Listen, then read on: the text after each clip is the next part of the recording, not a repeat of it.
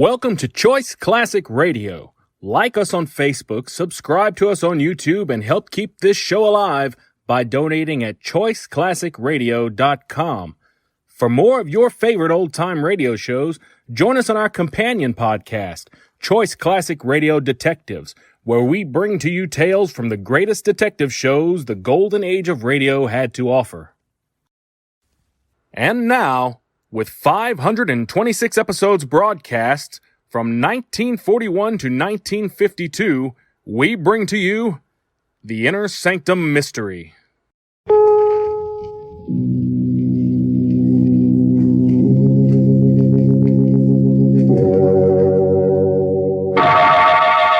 Inner Sanctum Mysteries, brought to you by Bromo Seltzer. Fight headache 3 ways. Bromo Seltzer, Bromo Seltzer, Bromo Seltzer, Bromo Seltzer, Bromo Seltzer.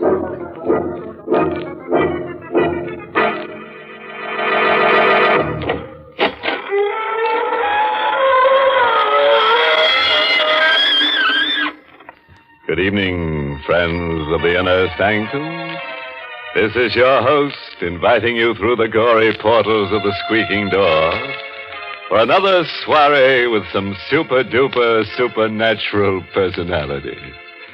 And if you've never met a super-duper supernatural personality, aren't you the lucky one?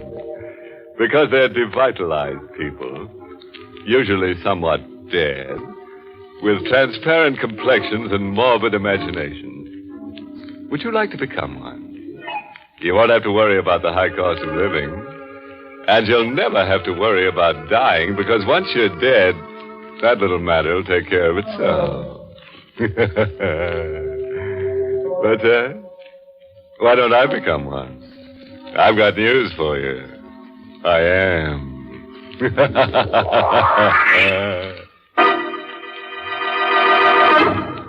Tonight's Inner Sanctum Mystery, Death Demon, was written by Milton Lewis and stars Everett Sloane in the role of Howard with Ann Seymour as Gilda, and is presented by the Emerson Drug Company of Baltimore, Maryland, whose registered pharmacists compound Bromo Seltzer, the headache product that fights headache 3 ways.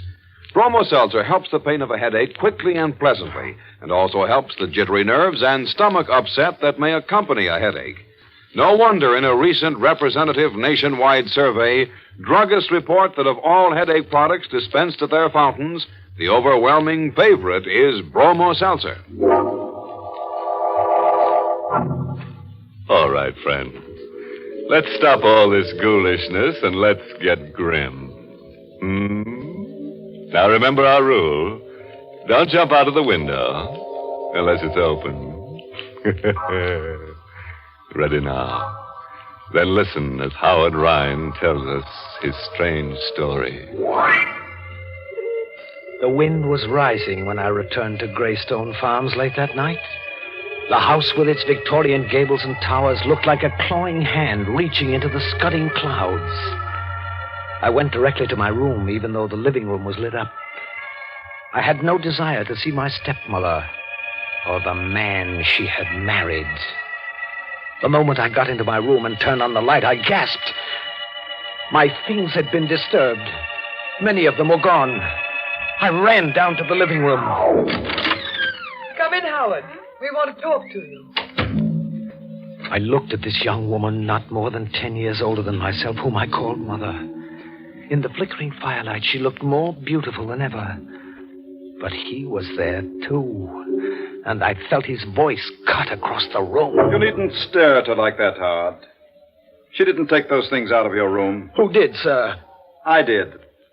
Please stop this absurd trick of calling me sir. Do you like it or not? I'm your stepfather. I'm sorry, sir, but my manner of addressing you is the politest I could think of. Please, Howard. Where are the things you took out of my room, sir? Here. You had no right to take them. I told him to. You? For your own good, Howard. We were worried about you. Were you really? You've been ill. You know what the doctor said. What we found in your room justified all our fears. How long have you been reading these horrid books? Ever since my father was murdered. What do you expect to get out of them? Perhaps, sir, I expected to find some way of reaching my father. You know that's nonsense. Is it? Books on witchcraft, necromancy, morbid rubbish. I gave you credit for more intelligence, Howard. This brooding about your father might destroy your mind. And why should you care about that, Mother? Because, well, I'm fond of you, Howard. I'm not your real mother, I know, but I tried to be one to you when your father was alive. I want to help you now. Help?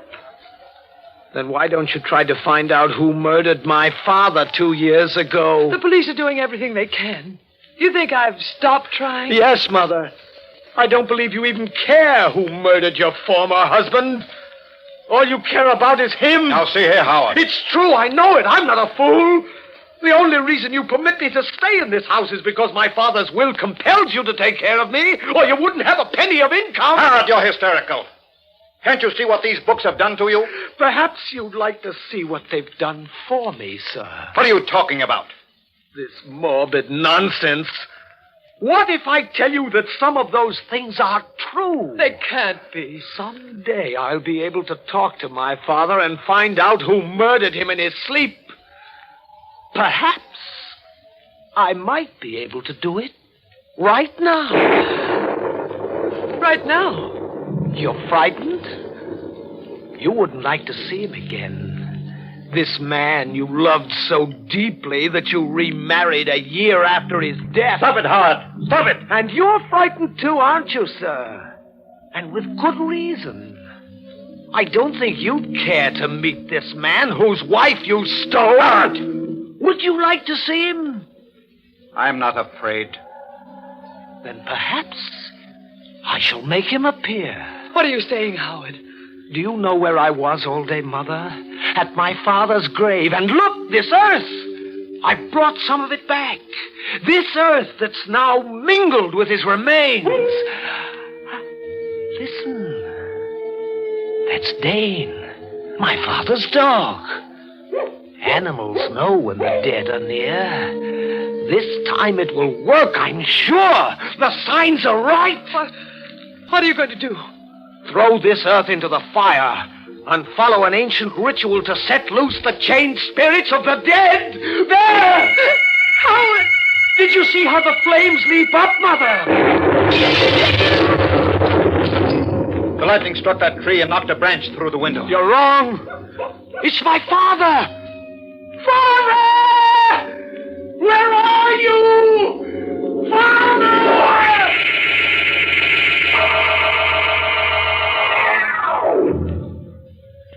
They didn't believe me. But I knew that at that moment my father came back to this earth. They were terrified, both of them, though they tried not to show it. That night I went to my room, listened to the storm howl itself out. But there was no further sign of my father. I must have slept, perhaps dreamed, because I heard a voice I hadn't heard in 2 years. I recognized it, still thick with the accent he had acquired from his boyhood in Europe. My son, wake up and find the person who murdered me. Wake up, my son, wake up.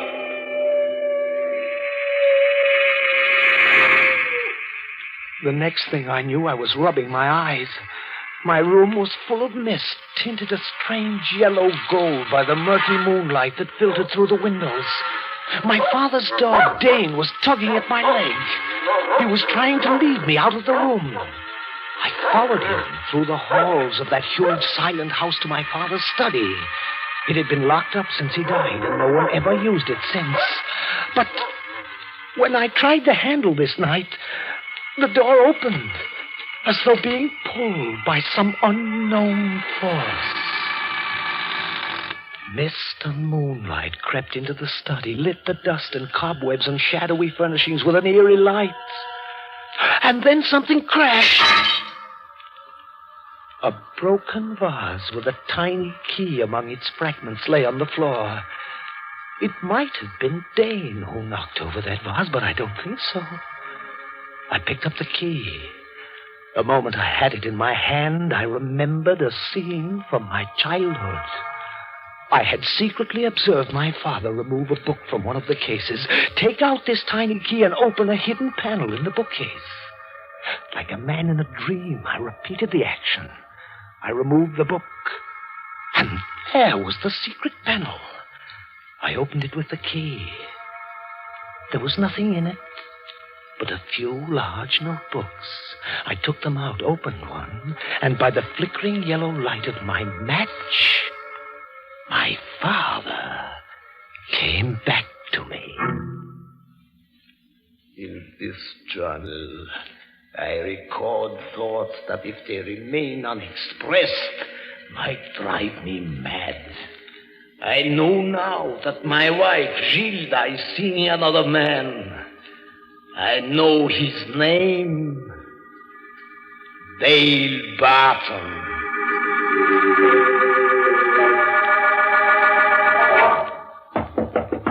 Howard! Howard, open the door. Please. What do you want, Mother? Just to see you. I've been worried about you. Really? Why? You've been locked in this room for the last 2 days. Here, I have brought you some food. Thank you. Where is your husband? He had to drive to town. Howard, you can't go on like this. You love him very much, don't you? I wouldn't have married him if I didn't. You love him more than you loved my father? Please, there's no point in discussing this. Your father's dead, and that's all past. Not quite dead. In fact, he's very close to us at this moment. Close? Yes. So close that he can reach out and touch you. Howard, let go of my hand. You don't believe me, Mother? This is all nonsense. Is it? What would you do if I told you that my father is holding your hand this very minute? What would you do if I told you that he has taken possession of my body? Howard, you're ill. You don't know what you're saying. Did you know Dale Barton before my father was murdered? No. I only met him after your father died. You lie. That's his voice. You have been seeing Dale Barton for months. I know. I followed you. No. I talked to you about it the day before I died. You swore he meant nothing to you. Let go of me. Let go. Did you kill me? No.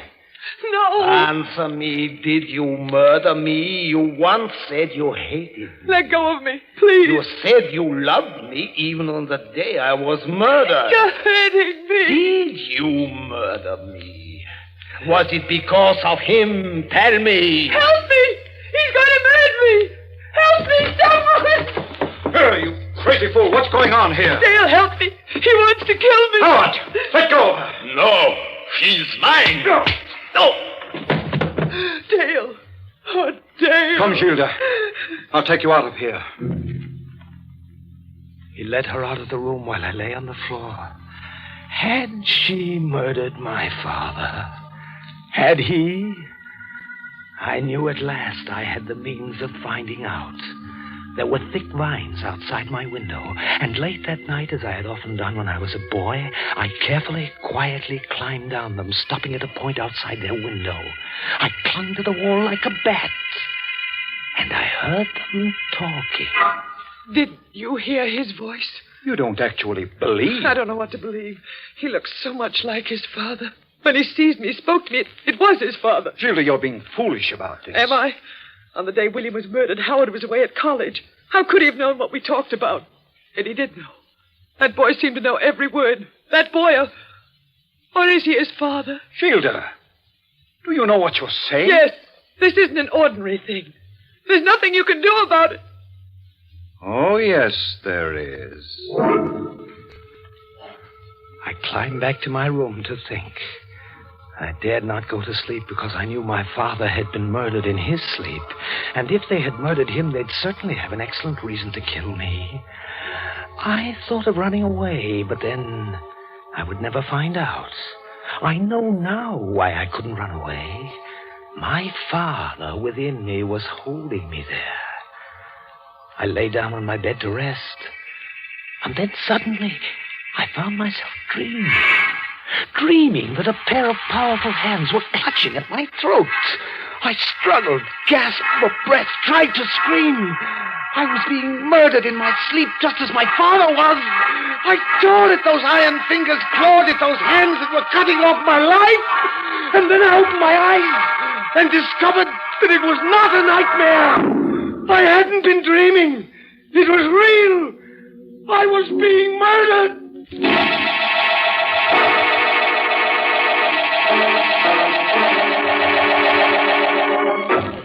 You are listening to Inner Sanctum, brought to you by...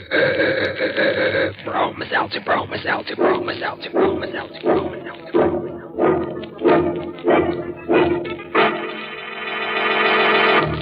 Right now, after all the excitement of the 4th of July, I'll bet lots of people have holiday headaches. If you're one of those unhappy folks, I'll tell you how to get fast headache help. Just take a sparkling, refreshing glass of Bromo Seltzer. You'll find that Bromo Seltzer fights headache 3 ways fast. First, Bromo Seltzer helps the pain of a headache and does it quickly and pleasantly. Second, Bromo Seltzer helps calm, jumpy, jangled nerves. Third, Bromo Seltzer helps soothe an upset stomach. And since stomach upset and jittery nerves may team up with an ordinary headache, it makes a lot of sense to insist on Bromo Seltzer, the headache help that's famous for fighting headache 3 ways. Bromo Seltzer is a favorite help all year round because it's so refreshing and pleasant tasting. Ask at your druggist's fountain or counter for speedy, economical... Bromus Altum, Bromus Altum, Bromus Altum, Bromus Altum, Bromus Altum, Bromus Altum.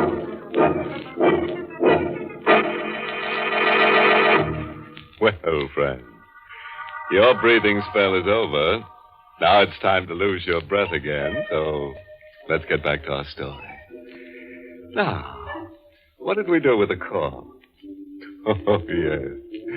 We were interrupted while we were making one. And if you remember, the corpse belonged to Howard Ryan, the young man who was telling us this story. He had just discovered that his dream had come true, and someone was choking him to death. That's a nice way to wake up from sleep, isn't it? Well, let's have Howard tell us what happened. My eyes focused through the haze, and I recognized Dale, my stepfather. They were his hands that were around my neck. Suddenly I heard Dale bark, and the door flew open, and like a writhing cannon shell, the dog flew through the air at the throat of my stepfather. A moment later, I felt his hands release me as he shouted... Stop him! Go on, Howard! Just kill me! I'll kill you! For a moment, I did nothing. I knew I wanted him to die, but I still wasn't sure if he had killed my father. I suppose I was a fool, but I yelled, Dane, stop it! Down, Dane, down! Here, Dane, come here. What? Who opened the door? I want to get out of here. Not yet. Why? Are you going to turn that dog loose on me again? Perhaps. You want to kill me? You tried to kill me. Kill you if you lost your mind completely. I woke up with your hands around my throat. You're insane. I was trying to pick you up from the floor. You're lying! I'm not. I heard you moaning and screaming, and I came up to see what was wrong. I found you on the floor. You were having a nightmare. Was I? Of course. Why should I want to kill you? Because I may find out how you murdered my father.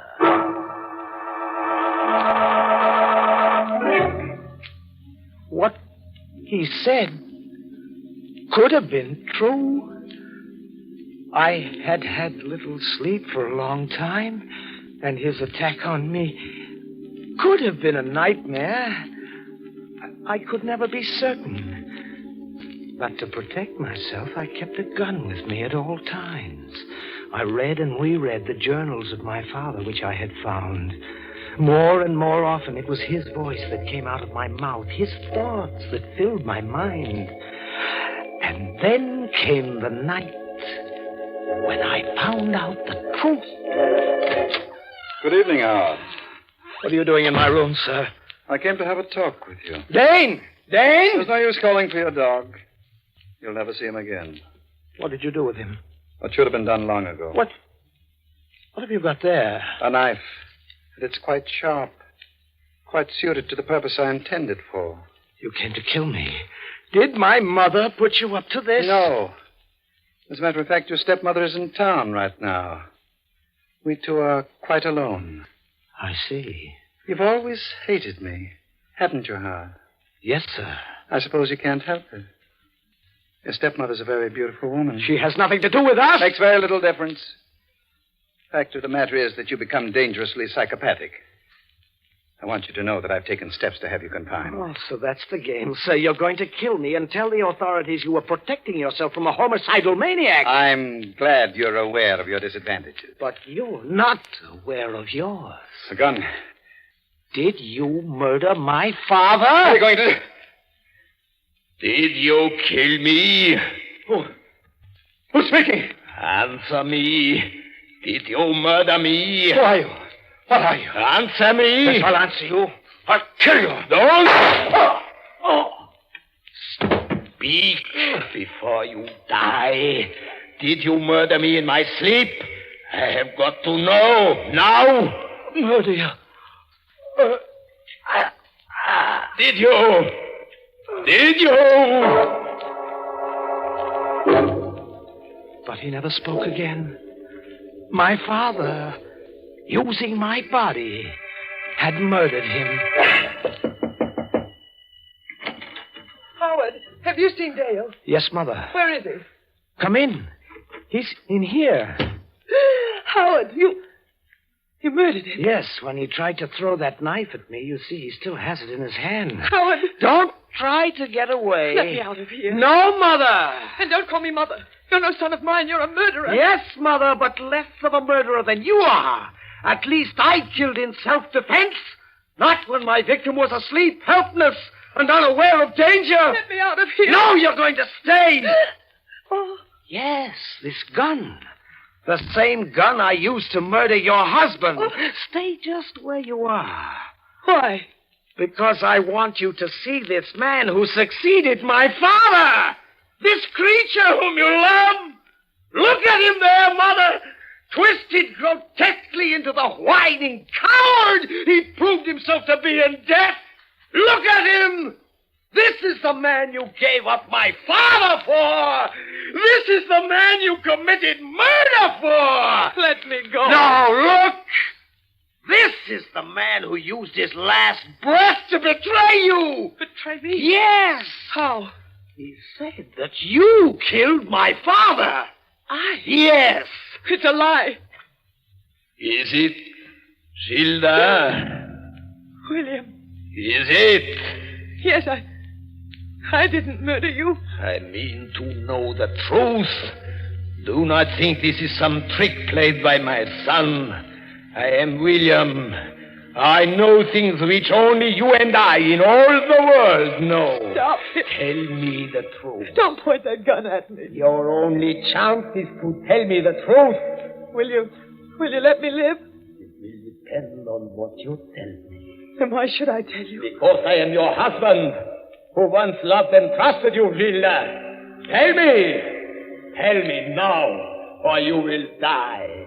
Very well. I did it. I committed the murder. That's what you wanted to hear, isn't it? That's what you wanted me to tell you, isn't it? It is what I wanted to know. What are you going to do? What do you think I should do? Let me live. I've loved you. I've always loved you. It wasn't my fault. He put me up to it. Now that he's dead, I realize what I've done. Do you? Yes. Let me live. Let me live. Perhaps I shall, Mother. Howard. Oh, you understand, don't you? It's just as it happened with you and your father. So it happened with Dale and myself. You won't do anything to me, will you? I'm not your real mother, I know, but I have loved you, Howard. You know I've loved you. And I still love you. Tell me one thing. Was he as guilty as you? Yes. Yes, it was really all his fault. Then come with me, Gilda. We're going to the police.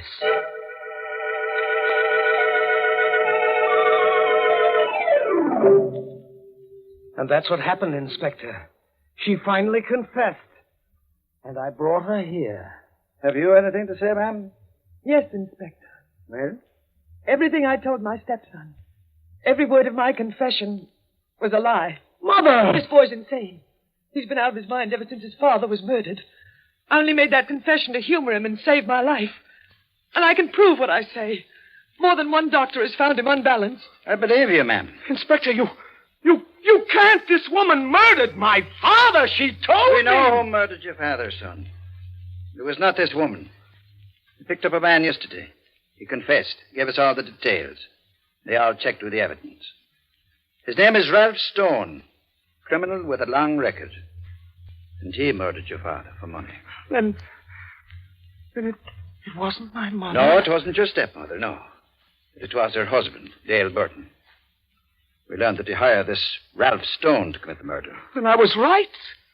My father knew what he was doing when he made me pull that trigger. I wonder, son.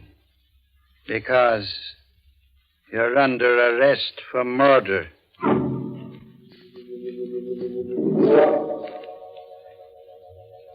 I kept telling them that I didn't murder Dale Barton. I didn't pull that trigger. It was my father who murdered him. They don't believe me. But it has to be right, you see. How could Father have known Dale was guilty without supernatural knowledge? My father still lives inside of me.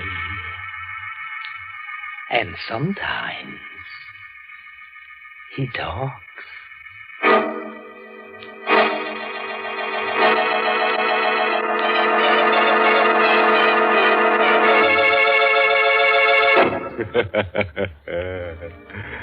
Well, friend, there's nothing wrong with little old Howard. Just a little bit nuts, but who isn't? And how'd you like someone to possess you someday? Just think, you could lead a double life for the price of a single. In fact, you may be able to save money because, as everybody knows, two can live cheaper than one. Which brings us to the moral of tonight's story, taken from the croonings of Nature Girl, who warbled, "Don't drop dead except in bed, otherwise you can break your head."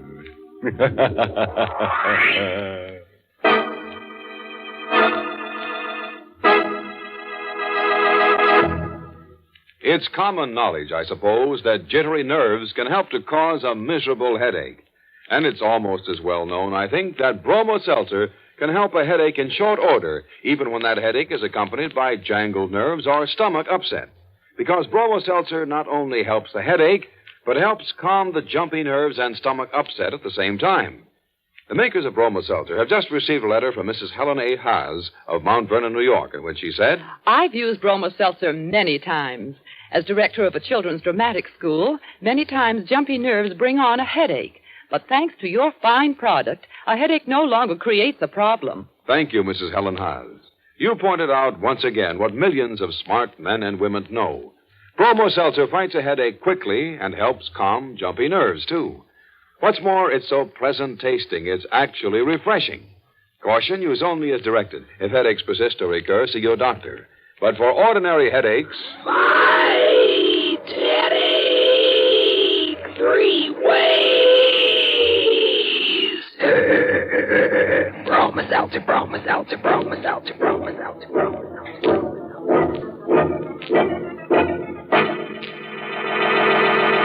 Well, it's time to close that squeaking door for another 7-day rest.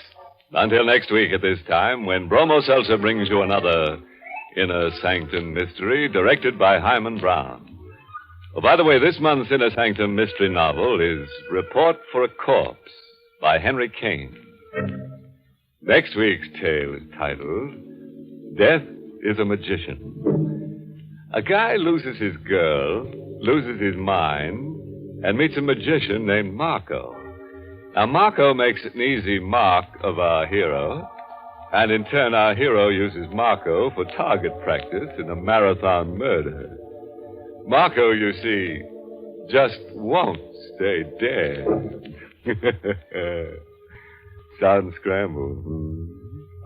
See us next Monday, friends, and we guarantee to scramble you some, too.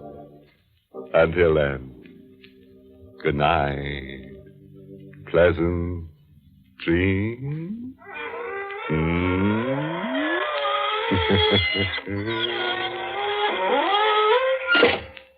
This is Dwight Weist inviting you to tune in again next Monday at this same time to Inner Sanctum, which is brought to you for your entertainment every Monday right through the summer by...